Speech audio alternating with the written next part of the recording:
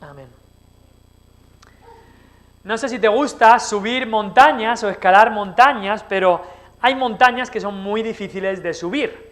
Por supuesto, la montaña más alta del mundo es el Everest, que está por ahí, por Nepal, y pues muchísimos metros, no sé exactamente los metros que tiene, creo que más de 8.000. Luego hay gente que habla del Annapurna, otro monte que al parecer es más difícil de subir que el Everest incluso. En Kenia, en África, está el monte Kilimanjaro, que es otra montaña muy alta aquí en España. Bueno, en la península tenemos el Mulhacén, pero luego en España la montaña más alta es el Teide. Tengo que acordarme que las Islas Canarias forman parte de España, por supuesto. Así que la montaña más alta de España es el Teide. Montañas muy altas y que cuesta mucho subirlas. Si aquí solamente subir el Yelmo ya cuesta esfuerzo, pues imagínate una de estas montañas que es a lo mejor 3, 4, 5, 6 veces lo que mide aquí el Yelmo. Pero hay un monte que cuesta mucho más subir que estos montes. Un monte que es mucho más difícil de subir que estas montañas, la montaña más alta de la tierra. Y ese es el monte del que se nombra en el versículo 1, cuando dice el salmista: ¿quién morará en tu monte santo? ¿Quién morará en tu monte santo?, dice David. No solo es que sea imposible de subir a este monte, sino que es que morar en este monte, es que es completamente imposible. Ahora, ¿qué es este monte santo? ¿Qué es este tabernáculo del que habla David aquí, tabernáculo o monte santo? Pues nos está hablando de la presencia de Dios, del cielo se podría decir, o de estar cerca en la presencia de Dios. Y este salmo comienza con preguntas. Es muy bueno comenzar con preguntas. ¿Por qué? Porque nos hace pensar. Muchas veces las preguntas nos hacen preguntarnos algo a nosotros, hacer que nuestra mente comience a funcionar, y así David empieza diciendo: Jehová, ¿quién habitará en tu tabernáculo? ¿Quién morará en tu monte santo? David era alguien que conocía la palabra de Dios, era alguien que conocía a Dios, y leyendo la Biblia y conociendo a Dios, comenzó a preguntarse: ¿quién podrá entrar en la presencia de Dios? Está ahí él diciendo: ¿quién habitará en tu tabernáculo? ¿Quién entrará en tu presencia? En otro salmo dice: mira, es que si miras a los pecados, ¿quién puede mantenerse? ¿Quién podrá habitar en la presencia de Dios? ¿Quién podrá estar en pie cuando Dios se manifieste? De eso hablan los profetas, diciendo: es que cuando Dios se manifiesta incluso en su ira, ¿quién podrá estar en pie? Y así dice el Salmo 15, versículo 1. Incluso los discípulos, cuando estaba Cristo, viendo lo que Cristo decía, decían los discípulos: mira, si los más ricos y poderosos no pueden ser salvos por su poder y riqueza, ¿quién pues podrá ser salvo? Y esa pregunta, ¿quién, se repite una y otra vez. ¿Quién podrá heredar la vida eterna? Y David se hacía estas preguntas: ¿quién habitará en este tabernáculo? ¿Quién podrá subir este monte, que es como la presencia de Dios? ¿Quién podrá ir al cielo? ¿Quién podrá ir al cielo? David conocía cómo era Dios, se daba cuenta: Dios, tú eres tan santo, eres tan grande, que no es cualquier cosa estar delante de ti. David se daba cuenta: espérate, este mismo Dios que estoy adorando es el Dios que descendió allí en el monte Sinaí, ¿os acordáis? Cuando Dios le dio las tablas de la ley y Dios descendió y había terremotos y fuego y truenos y relámpagos y humo, sonido como de trompetas, y David decía: ¿quién podrá habitar cerca de ti? ¿O quién podrá ir al cielo? ¿Quién podrá morar y subir este monte santo? Incluso David sabía que solamente el sumo sacerdote, una vez al año y con la sangre de los corderos, podía presentarse en el lugar santísimo. Es que presentarse delante de Dios no era cualquier cosa. Y esta es una pregunta muy importante, la pregunta que se hace David. David se daba cuenta: no podemos ir delante de Dios así como así, porque Dios no puede ver el pecado y somos pecadores. Hay algunos que han dicho: no, hay que ir a Dios tal como eres. Pero, aunque por un lado puede ser verdad, pero sí, Dios dice: ven a mí tal como eres, pero Dios no nos deja tal como somos. Dios nos transforma. Dios nos transforma. ¿Por qué? Porque nadie, ningún pecador en su pecado, estará nunca delante de Dios. Porque sin santidad nadie verá al Señor. De igual manera que cuando tienes que ir a ver al rey de España hay un protocolo, que tienes que estar vestido de una manera, que si no estás vestido de esta manera no puedes ver al rey de España. Sin santidad nadie verá al Señor. Y David se daba cuenta de eso. Así que nos encontramos aquí, en este salmo, con una serie de cualidades para poder morar en el monte santo de Dios. ¿Quién morará en el monte santo? Y da una serie de cualidades, el que haga esto, el que haga lo otro, el que haga lo otro. Y cuando vamos mirando esas cualidades, nos damos cuenta de algo que es un gran problema. ¿Por qué? Porque vamos mirando estas cualidades y nos damos cuenta que no podemos cumplir estas cosas. Es como un examen de 10 preguntas, no sé si te has encontrado ahí alguna vez, vas mirando las preguntas y dices, esta no me la sé, pero la siguiente, tampoco, y la siguiente, tampoco. Y es un examen de 10 preguntas que vamos a suspender. ¿Qué pasa? Es curioso, hay 10 afirmaciones aquí que vamos a ver en este salmo, parecido a los 10 mandamientos de la ley, que nos pasa lo mismo. Vamos mandamiento por mandamiento, y si somos sinceros, si conocemos realmente lo que quiere decir cada mandamiento, nos damos cuenta que caemos en cada mandamiento. Es que no podemos. Nos damos cuenta al ver estas cualidades para poder ir al cielo, para poder llegar al monte santo, que no podemos, que suspendemos el examen. Y por eso en la Biblia hay, y es quizá más complejo esto, pero hay 2 pactos. Está la ley por un lado, la de las obras, que dice, mira, haces esto y vivirás. Tú cumple perfectamente los 10 mandamientos y vivirás. Pero nos damos cuenta que no podemos. Nos damos cuenta que somos pecadores y que no podemos. Pero nos damos cuenta que Cristo sí que pudo. Que Cristo sí que pudo cumplir esa ley que nosotros no podíamos cumplir. Y ahí es donde entran las buenas noticias, la gracia, el otro pacto de la gracia. Y entonces, ¿qué hace esta ley? Pues la ley nos dice Gálatas que es un tutor. Yo aprendí hace poco lo que es un tutor en la agricultura. Y un tutor es un palo que se pone al lado de la planta para que la planta que está desviada pues vaya poniéndola recta, vosotros sabéis mucho más de eso que yo, esté recta y no se desvíe. Y así la ley hace lo mismo con nosotros. Nos hace ver que estamos desviados, pero la ley en sí no nos puede quitar esa desviación. Es Cristo cuando nos salva, que nos transforma y nos da vida nueva. Ahora, aquí encontramos en este salmo, si se pudiera decir, un examen con 10 preguntas. Un examen con 10 preguntas. ¿Y quién puede aprobar este examen? Ninguno de nosotros. Ninguno de nosotros puede aprobarlo. Ahora, hay gente que dice, bueno, hay 2 tipos de evaluación. Aquí en España, cuando yo fui al colegio, pues mi profesor ponía el examen con sus 10 preguntas y si te sabías 5 de las preguntas, pues el profesor decía, pues entonces has aprobado, tienes los conocimientos suficientes para aprobar la asignatura, ¿no? Ahora, cuando fuimos a Irlanda, y en Irlanda trabajan de una manera distinta en cuanto a las notas. Aquí, si aciertas 7 preguntas, tienes un 7. Si aciertas 9, tienes un 9. Si aciertas 10, pues tienes un 10. Pero en Irlanda funcionaban distinto. En Irlanda lo que hacían es que, según las notas de la clase, si el que más había sacado un 7, y el que menos había sacado un 4. Pues lo que hacen es que el que más ha sacado tiene la mejor nota, como si hubiera sacado un 10. Y el que menos ha sacado tiene la peor nota. Y así en Irlanda funcionan con A, B, C, D y demás. Claro, si lo piensas dices, hay que llevar cuidado, porque claro, tú puedes haber sacado un 5 y piensas que has aprobado, pero si has sido el peor de la clase, has suspendido. O puedes haber sacado un 7 y piensas, he aprobado, pero si todos han sacado un 10 y tú has sacado el 7, estás suspendido. Así que claro, así va por comparación, y eso es como lo hacen en Irlanda del Norte y en otros países también, más o menos lo hacen así. Y mucha gente piensa que con Dios funciona así también. Mucha gente piensa, bueno, si es verdad, yo no llego a lo que Dios pide, pero bueno, por comparación, yo no estoy tan mal como los demás. Como aquí es por comparación, la gente piensa que Dios nos va a evaluar así.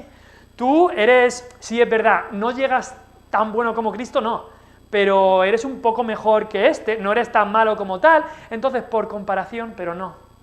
Así no es como funciona la evaluación de Dios. Dios ha puesto su ley, Dios ha puesto el estándar, y el que no llegue está suspendido, el que no llegue está condenado, y el problema es que ninguno llegamos, menos uno, que fue Cristo Jesús. Cristo Jesús sí llegó, sí cumplió la ley. Cristo Jesús sí que hizo todas estas cosas. Bueno, Cristo Jesús sí que hizo todas estas cosas y en Él podemos tener salvación. Así que quizá al leer este salmo dices, si no lo podemos cumplir significa que este salmo no es para ninguno de nosotros. Este salmo ya, apaga y vámonos, esto solo se cumplió en Cristo y no es para nosotros. Pues no, sí que es para nosotros. Este salmo, hemos dicho, solo puede ser cumplido y solo fue cumplido a la perfección por Cristo. Pero espera, no desconectes aún, porque aquellos que están en Cristo, aquellos que han sido salvados por Cristo, aquellos que han nacido de nuevo en Él, que hemos creído en Cristo como Señor y Salvador, nosotros sí que podemos, debemos y vamos a andar como Él. En 1 de Juan 2, versículo 6 dice, el que dice que permanece en Cristo debe andar como Él anduvo. Cristo anduvo perfectamente cumpliendo todo esto. Y si tú y yo estamos en Cristo, entonces estas cosas debemos andar en ellas. No vamos a andar a la perfección, vamos a caer, sí, porque aún llevamos la carne con nosotros, pero Cristo, por su Espíritu, nos va a dar el poder para subir este monte, porque Él ya lo hizo, simplemente nosotros andamos en Él, para habitar en este tabernáculo, para aprobar este examen del que vamos a hablar ahora después. Ahora, este salmo entonces es como un examen, así que hoy tenemos examen, cada uno de nosotros, examen de 10 preguntas. Preguntas que nos tenemos que hacer para examinarnos a nosotros mismos. Y estate tranquilo en este examen, ¿por qué? Porque si eres cristiano, si has nacido de nuevo, entonces Cristo ya aprobó este examen por ti. Cristo aprobó el examen por ti. Estás aprobado, si es que has creído en Cristo. Pero ahora Cristo quiere que te sientes en el pupitre, como se pueda decir, y hagas tú este examen.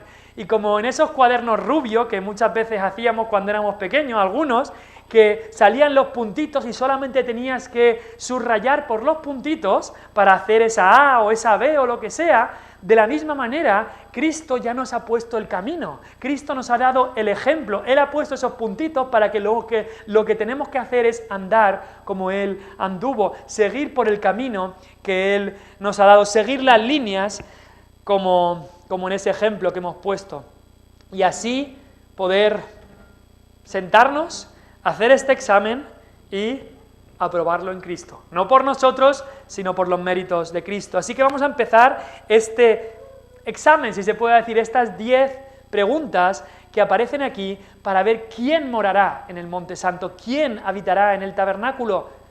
Y solo Cristo cumple esto perfectamente. Primera pregunta, habla de integridad.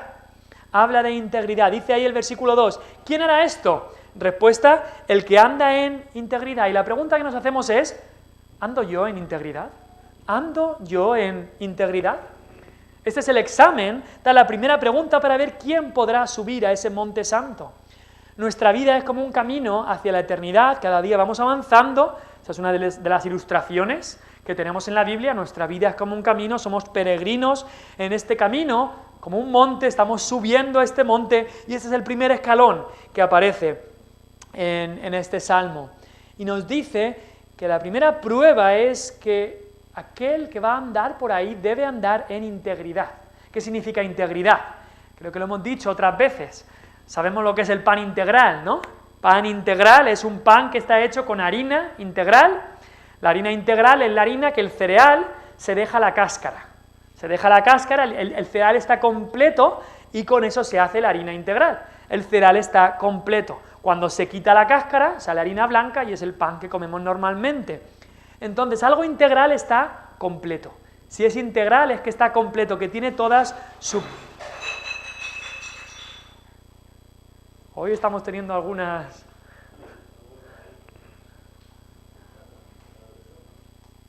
Bueno.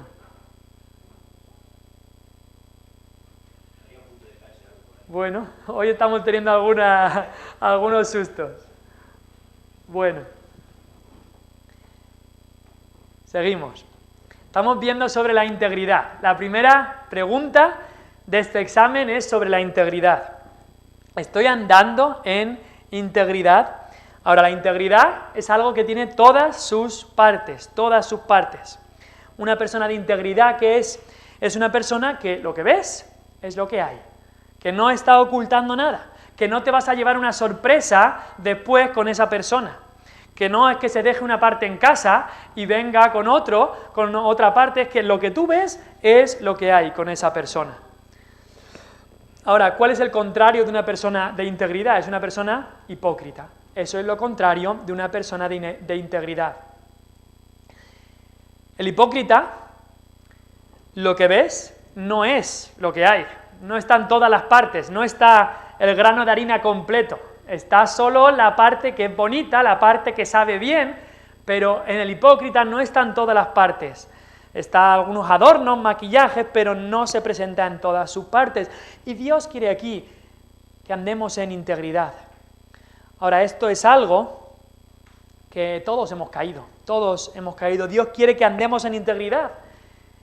Y sabemos que el pan integral es más sano, ¿no?, que el pan normal. Así también la persona de integridad está mucho más sana espiritualmente que la persona hipócrita. Pero todos hemos caído en alguna parte de nuestro camino, de nuestra vida cristiana, hemos intentado ocultar esa parte fea, esa cáscara fea que no gusta tanto, la intentamos ocultar. En todos hay esto, de una manera o de otra. Pero Dios quiere que andemos en integridad. Al fin y al cabo, ¿quién es el único que anduvo en total integridad? El único que cumple esto a la perfección es Cristo Jesús. Él es el único que anduvo sin tener que ocultar nada de su vida, porque era todo perfecto, no había ningún pecado que ocultar, no había ninguna parte que adornar. Cristo vivió y anduvo una vida completamente íntegra. Y en Proverbios 11 se nos dice que la integridad de los justos los encaminará, les hará andar por el camino recto. Les hará andar por el camino recto. Y es más, Proverbios 10 nos dice que el que camina en integridad anda confiado. ¿Qué le pasa al hipócrita? Que no puede andar confiado, porque está viviendo una doble vida. Presenta una cosa aquí en la iglesia, pero otra cosa en la semana, otra cosa con sus amigos, otra cosa en el trabajo, otra cosa en casa. Eso es lo que hace el hipócrita. Pero el que es íntegro puede andar confiado, porque sabe que lo que está mostrando es lo que hay. El íntegro puede tener confianza en Dios. Y al fin y al cabo es en Cristo que nosotros podemos andar íntegramente, no en nuestras fuerzas, sino en lo que Cristo hizo por nosotros. Segunda pregunta de este examen. Dice ahí el versículo 2, el que anda en integridad y hace justicia. Y hace justicia. Y la pregunta es, ¿hago justicia en mi vida? Ese es el segundo escalón para subir a este monte, la segunda pregunta de este examen. Y quizá tú dices, bueno, hacer justicia, pues yo soy una muy buena persona, siempre he hecho toda mi vida lo que yo he considerado bueno, lo justo. Pues mira, si esa es tu respuesta, ya empezamos mal. Porque ese es el mal lugar para empezar, ese orgullo de yo soy buena persona, siempre he hecho lo correcto, lo justo, eso es una muestra que estás en el mal camino, Porque nosotros, por nosotros mismos, no podemos hacer justicia. Es más, la Biblia dice que nuestras mejores justicias, lo mejor que nosotros podemos presentarle a Dios en nosotros mismos, dice, son como trapos sucios.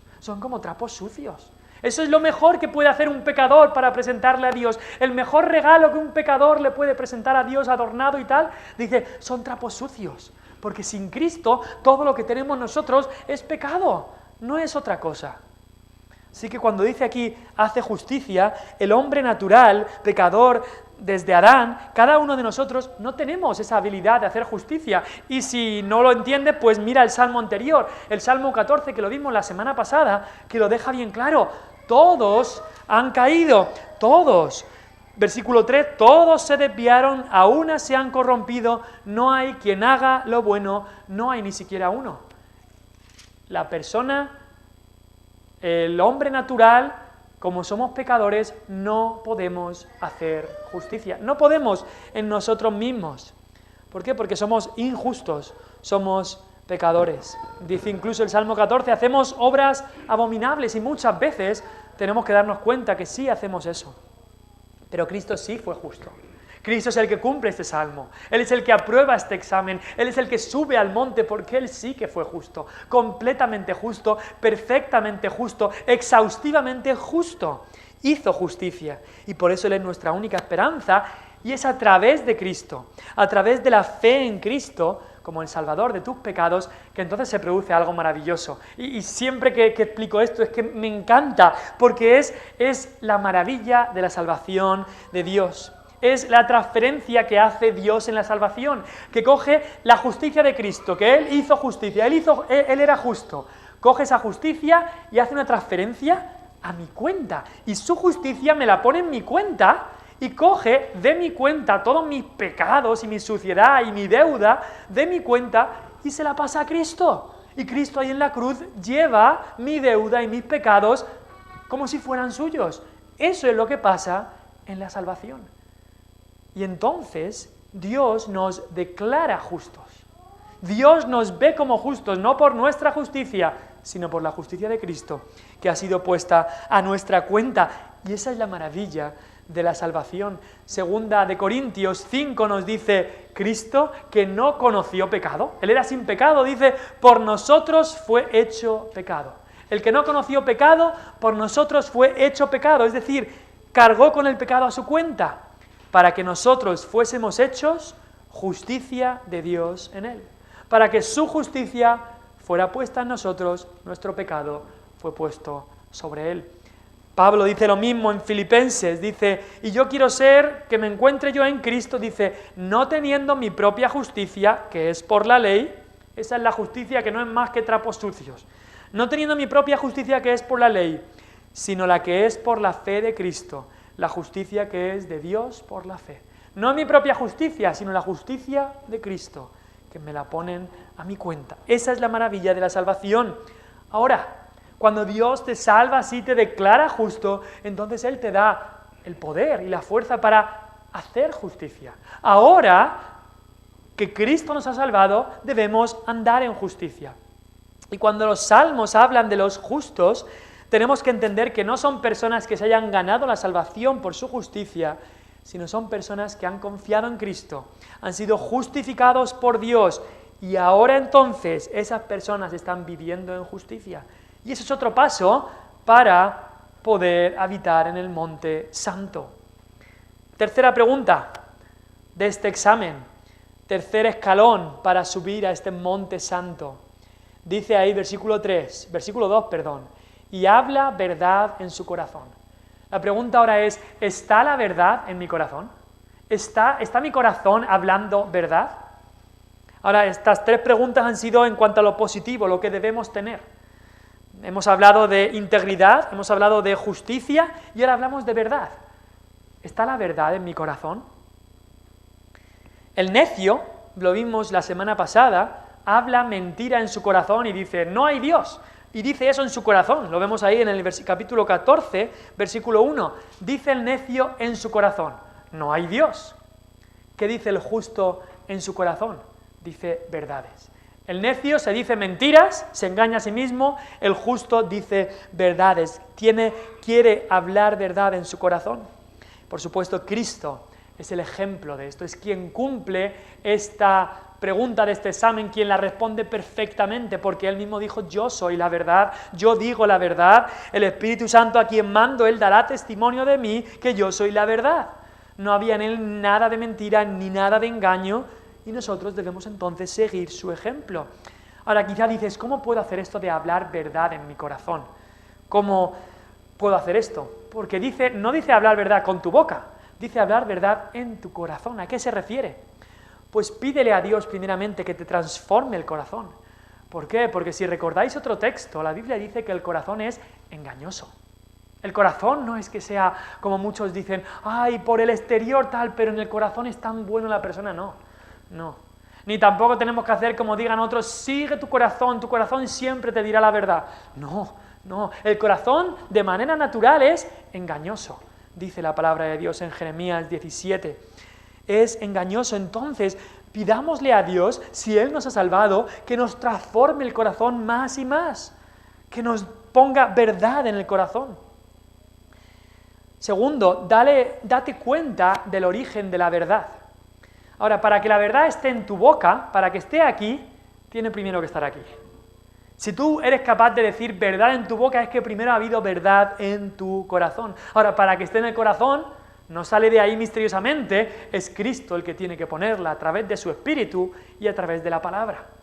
Para que esté en la boca, tiene que venir del corazón. Y para que esté en el corazón, Cristo la tiene que poner ahí a través de su palabra y de su Espíritu. Así que démonos cuenta que la batalla por decir la verdad y la batalla por no decir mentiras no es una batalla en la boca, es una batalla en el corazón, porque primero están los pensamientos y después va a la boca.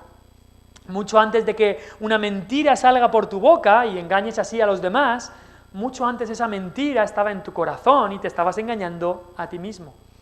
Así que pídele a Dios que transforme tu corazón, date cuenta de dónde viene el origen de la verdad y luego busca la verdad en la palabra de verdad. Cristo dijo en su oración sacerdotal en Juan 17, santifícalos en tu verdad, tu palabra es verdad. Si queremos ser hombres y mujeres de la verdad, entonces vayamos a este libro y que este libro nos transforme. Así que esa es la tercera pregunta, en cuanto a la verdad. La cuarta pregunta habla en cuanto a la gentileza, podríamos decir, o en cuanto a una lengua sin calumnias o sin chismes. Y tenemos que preguntarnos, la pregunta es esta, ¿hablo gentilmente sin calumnias? Ahora, ¿qué es una calumnia? No es una palabra que decimos muchas veces, pues la calumnia es una palabra que es una crítica, un chisme, una murmuración, es una palabra que se dice de otra persona para criticarla, para decir algo que no es verdad, para decir un chisme, esa palabra sí que lo entendemos, un chisme de otra persona.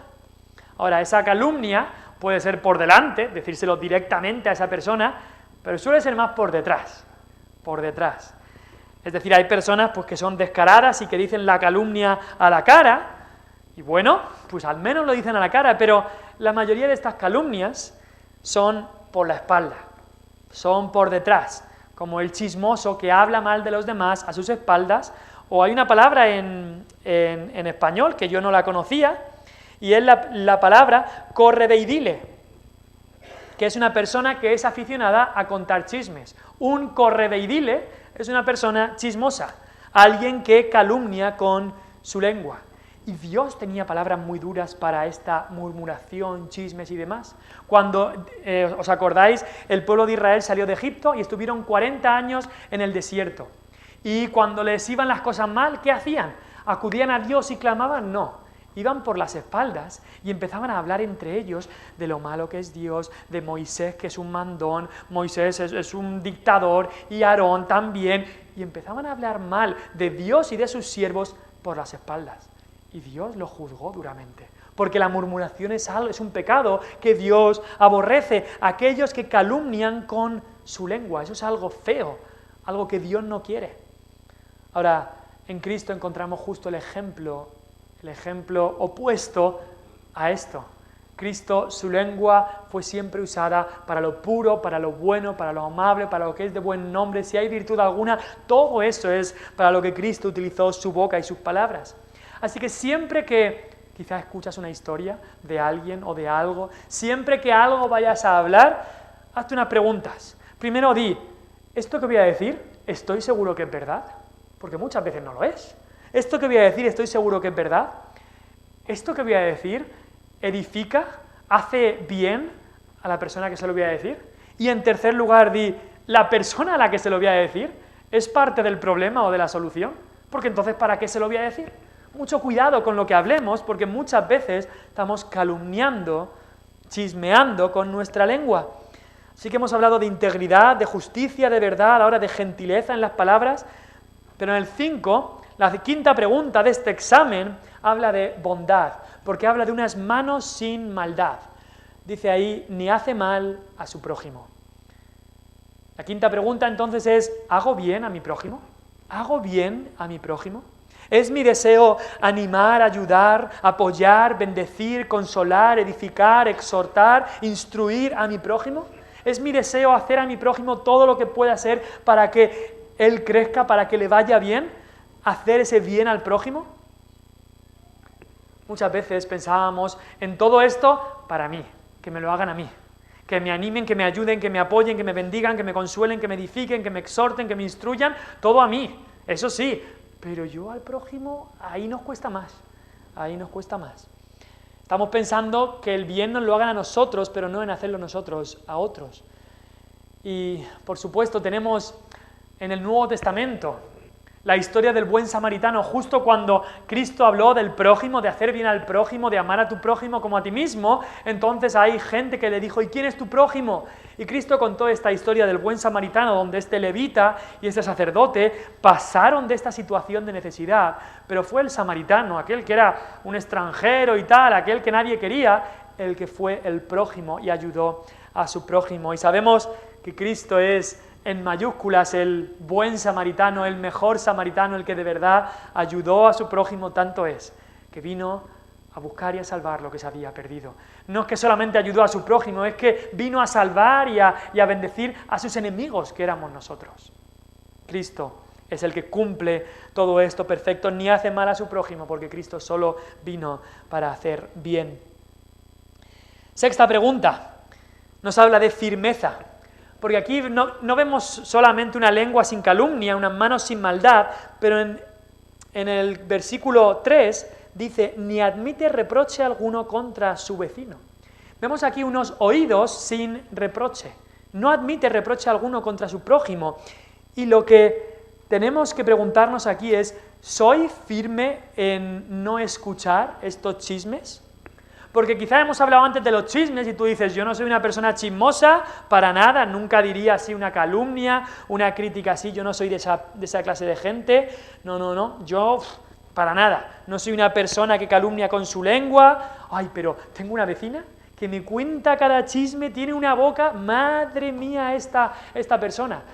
Pues espérate, ¿tú estás escuchando eso? Ah, pero yo no los digo, yo no le digo a nadie ninguna calumnia ni ningún chisme, pero ¿los estás escuchando? Pues ahí hay un problema. Aquí dice, no está hablando de decirlo con la boca, dice, ni admite reproche alguno contra su prójimo. Está hablando de aquellos que quizá no hablan esas calumnias o esos reproches, pero les encanta escuchar. Les encanta escuchar que otros se los digan. Y tienes que llevar cuidado no solamente con tu boca, también hay que cuidar tus oídos. Porque cuando dejas que esos chismes falsos, esas calumnias, reproches falsos, entren por tus oídos, estás siendo cómplice. Estamos siendo cómplice de todo esto. Una ilustración. Imagínate, llegas a tu casa esta noche y llegan dos ladrones con un montón de maletines, de billetes. Rápido entran a tu casa y te dicen, ¿tienes por ahí un desván? Y dice, bueno, y meten los maletines en el desván y dice, ahí se quedan, nosotros nos vamos corriendo. ¿Tú qué harías? Dices, vale, dejarlos ahí sin problema. No, si estás haciendo eso, entonces estás siendo cómplice del crimen, del delito que ellos han hecho, ¿no? Pues lo mismo pasa cuando alguien viene con esos reproches, chismes, noticias falsas o lo que sea, vienen, te lo dicen a ti, lo dejan en el desván de tu mente, pues estás siendo cómplice si lo escuchas y dejas que eso se quede ahí. No lo admitas. Dice aquí, ni admite reproche alguno. El justo, el que habla verdad, cuando viene gente con chismes, con reproches falsos y todo esto, no lo admito. No. Le dice, lo siento, no quiero que me hables más de esas cosas. Para. Ay, cuando viene, mira, te voy a decir algo, pero no se lo digas a nadie, ¿eh? Dice, mira, pues si yo no hago falta en esto, no me lo digas tampoco a mí. No me lo digas. No admite reproche alguno contra su prójimo. Cuando escucha estos chismes, los para rápido. No quiero escuchar más. Eso es lo que hace el justo. Cristo es el ejemplo de esto. Él no dejaba, por supuesto, a nadie que viniera con todas estas cosas. En algún caso le vinieron y dijeron, Señor, mi hermano no comparte la herencia conmigo. Y no los dejó ahí, sino que Cristo dio su palabra en cuanto a esto. Pero la séptima pregunta que tenemos en este salmo, séptimo escalón, la séptima pregunta de este examen, si se puede decir, para ver quién puede subir al monte de Jehová, que sabemos que es solo Cristo el que cumple en perfección esto, pero que en Él y con su ayuda y con el Espíritu Santo nosotros podemos andar en sus caminos, cayendo, pero intentando seguirle, La séptima pregunta habla de discernimiento, porque la encontramos en el versículo 4, que dice: aquel a cuyos ojos el vil es menospreciado, pero honra a los que temen a Jehová. Esto nos habla de discernimiento y la pregunta es: ¿tengo discernimiento en distinguir entre lo bueno y lo malo? Nos hace falta mucho discernimiento. Esto apunta aquí a nuestros ojos. Hemos hablado antes de las manos, de la boca, de los oídos, pero esto apunta a nuestros ojos, ojos espirituales, para discernir lo bueno de lo malo. Hay mucha gente que puede discernir si esto está bien, si este olivo está bien o este está malo, pero ¿qué tal es tu discernimiento cuando hablamos de lo bueno moralmente y lo malo? De lo que es acorde a la palabra de Dios y lo que no es acorde de la palabra de Dios. Sabemos discernir también entre aquellas personas que son perversas, viles, como dice aquí, y entre aquellos que temen al Señor y les sirven. Y eso muchas veces lo vemos con los gustos que tenemos, o con quién nos juntamos, o qué tipo de cosas o personas apreciamos de verdad. Y esto son palabras fuertes, porque dice: aquel a cuyos ojos el vil es menospreciado. Y esto no nos dice que nos sentimos, no está hablando de que nos sintamos superiores a otros que son al pecador que no tiene a Cristo, no está hablando de esto, tampoco significa que los humillemos, lo que significa es que rechazamos lo malo y sabemos que esto está mal y esto está bien, e incluso hablamos y denunciamos lo que está mal. Y quizás son palabras fuertes porque esto nos mete en problemas, pero como cristianos, aquello que es malo y aquellas personas que están andando en estos malos caminos, debemos considerar que no merecen nuestra atención, nuestro aprecio. Merecen nuestro amor para sacarlos de ahí, eso sí, pero no que les demos toda nuestra atención a esas cosas malas que están haciendo. Y tenemos que llevar cuidado hasta dónde llegamos en nuestras relaciones con los incrédulos, porque lo dijo Cristo bien claramente: no os unáis en yugo desigual con los incrédulos, y eso no solamente está hablando del matrimonio, está hablando de cualquier tipo de relación. Establecer una relación íntima de amistad total, una persona que está en Cristo y una persona que está fuera de Cristo, pues va a ser muy difícil y puede llevar a la persona que está en Cristo a desviarse. Así que por eso debemos tener discernimiento. Dice que aquel que morará en el monte santo es aquel a cuyos ojos el vil es menospreciado, pero honra a los que temen a Jehová. Y Cristo, cuando vino a este mundo, no se mordía la lengua para decir las maldades de aquellos que estaban viviendo en maldad. No se mordía la lengua, pero también honraba a aquellos que temían al Señor. La octava pregunta, el octavo escalón para subir a este monte, nos habla de fidelidad. Porque dice: el que aún jurando en daño suyo, no por eso cambia. Y ahí la pregunta que nos tenemos que hacer es: ¿soy una persona de palabra? ¿Soy una persona de palabra que la gente diga: esta es una persona que cumple su palabra? Imagínate, vas a vender una finca que tienes con olivos, y llegas a un acuerdo con el comprador una tarde, ¿vale? 50.000 euros, os dais la mano, le das tu palabra, ¿vale? Pues mañana vamos al notario, lo arreglamos o al gestor para hacer el contrato de compraventa, le has dado tu palabra que vas a vendérselo por 50.000. Llegas a tu casa y te llama una empresa o un amigo, lo que sea, te ofrezco 60.000 por la misma finca. ¿Qué vas a hacer? Si se lo vendes al primer hombre vas a perder 10.000 euros, pero le has dado tu palabra a ese hombre. ¿Qué es más importante? ¿Perder 10.000 euros o perder tu palabra? No es fácil. Y para el mundo no hay duda. Dejo tirado al otro, este me paga más, me voy con él. No me importa que le haya dado mi palabra, que le haya dado la mano, no me importa. Pero para el cristiano no debería ser así. Dios nos ha hecho que la verdad esté en nuestro corazón, porque Cristo está en nuestro corazón por su Espíritu. Entonces debemos ser personas de palabra, que lo que digo, si he dado mi palabra, lo debo cumplir. Y esto es algo que todos tenemos que pensar.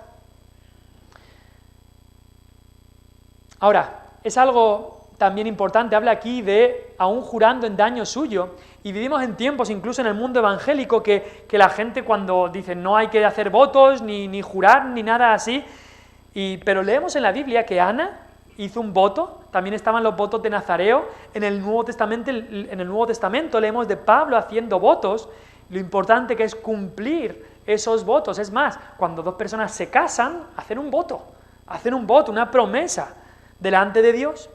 Y es más, Cristo no hizo también una promesa.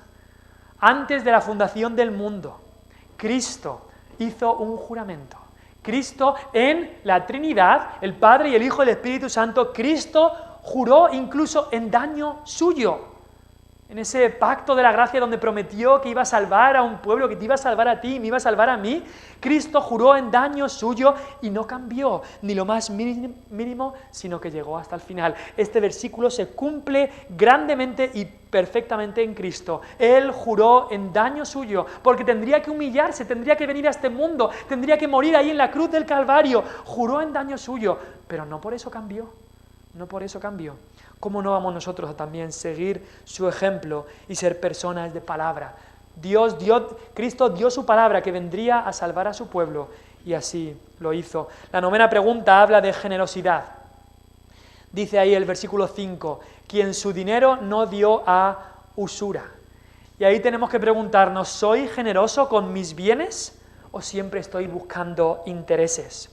En los tiempos bíblicos, no era como ahora en nuestro país, ahí había gran pobreza en los tiempos bíblicos. Muchas veces la gente no tenía para comer, había muchos pobres en el pueblo que las pasaban canutas para poder sobrevivir. Y entonces lo que hacían, iban a los señores y a los ricos y les pedían un préstamo para pagar deudas o para comprar lo que necesitaban.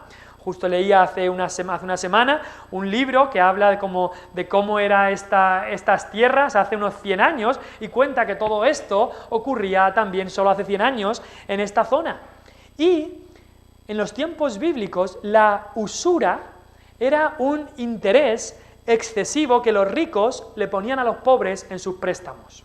Cuando se hacían estos préstamos, el rico le ponía un interés excesivo, con el cual lo que pasaba ahí es que el pobre nunca acababa de pagar ese préstamo, porque siempre había más interés, conforme pasaba el tiempo, más interés, y así el rico tenía al pobre trabajando para él, siempre debiéndole, y así el rico se aprovechaba más y más del pobre.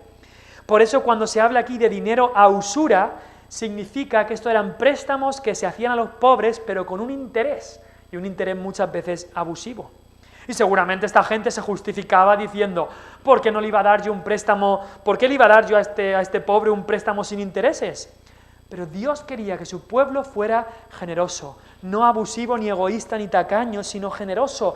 Y en la ley aparecía muchas veces que a un hermano suyo, a gente del pueblo de Israel, no podían pedir préstamos con intereses o con usura.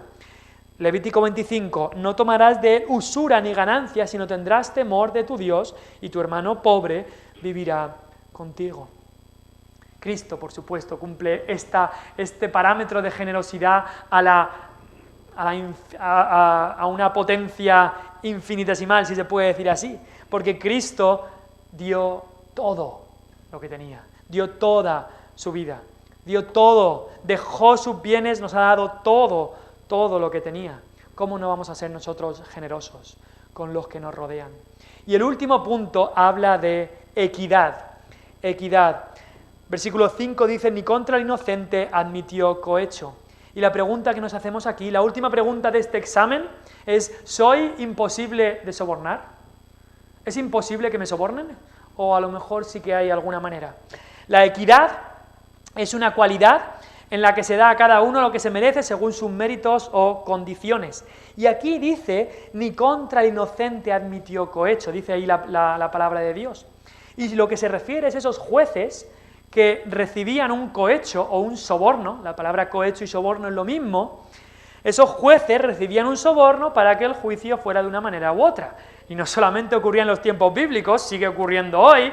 A veces vemos unos juicios que decimos, eso está comprado. Eso está comprado. Pues los jueces ahora se compran y antes también se compraban. Pero no es solamente algo, esto de los sobornos que ocurra solamente en los juicios y tal, se puede dar en otros ámbitos. Aquel padre que le compra un jamón serrano al profesor en Navidad para que el profesor le ponga a su hijo las notas mejores o algo así, puede pasar también. Sigue pasando sobornos de cualquier manera, pero quizá tú dices, bueno, eso a mí no me va, porque yo nunca aceptaría un soborno, nunca, si yo fuera profesor, me dan un jamón serrano, yo le pongo la nota que el niño se merece y ya está. Si yo fuera juez y me dan 5.000 euros por poner inocente o culpable a este, yo nunca aceptaría eso. Pero hay otro precio a lo mejor que sí que aceptarías. Si tú fueras profesor y te dan 10 millones de euros, ¿subirías la nota a un alumno? Hay alguien que ha dicho, y se ha dicho muchas veces, una frase antigua, todo hombre tiene un precio, todo hombre tiene un precio. ¿Tienes tú un precio? Que si te dan lo suficiente, harías tal cosa o lo otro, aunque fuera injusto. ¿Tienes tú un precio? Porque entonces no hay equidad en tu vida. Ni contra el inocente admitió cohecho. Estas son las 10 preguntas que nos tenemos que hacer en este examen que nos trae este salmo. ¿Ando en integridad? ¿Hago justicia en mi vida? ¿Está la verdad en mi corazón? ¿Hablo gentilmente sin calumnias? ¿Hago bien a mi prójimo? ¿Soy firme en no escuchar los chismes? ¿Tengo discernimiento entre lo bueno y lo malo, y el bueno y el malo? ¿Soy una persona de palabra, fiel? ¿Soy generoso con mis bienes o busco intereses? ¿Soy imposible de sobornar? Y el Salmo acaba diciendo, el que hace estas cosas no resbalará jamás. Cristo hizo todas estas cosas y por eso Él no resbaló jamás. En ese camino arriba en la montaña todos hemos caído, todos hemos pecado, pero Cristo subió esa montaña al Monte Santo y pudo subir a la presencia de Dios y las puertas se abrieron porque Cristo cumplió todo esto a la perfección. Y si tú crees en Él te lleva consigo y puedes, cayéndote alguna vez, sí, pero en sus brazos, subir con Él este monte y estar un día en la presencia de Dios. Si te coges fuertemente a Cristo, le sigues bien de cerca, entonces dice aquí, no resbalarás. Y cuando te desvíes y resbales y caigas, entonces vuelve a Él y te cogerá, porque dice el salmista que 7 veces cae el justo. Sí, el justo cae, el justo se resbala, pero 7 veces cae el justo y vuelve a levantarse, porque Dios está con él. Señor, ¿quién habitará en tu tabernáculo? ¿Quién morará en tu monte santo? Y la respuesta es, Señor, yo no puedo. Señor, yo no puedo, pero Cristo sí. Él sí que pudo, Él sí que se lo ganó para sí mismo y para mí también. Así que ayúdame a seguir bien de cerca a Cristo. Vamos al Señor en oración. Te damos gracias,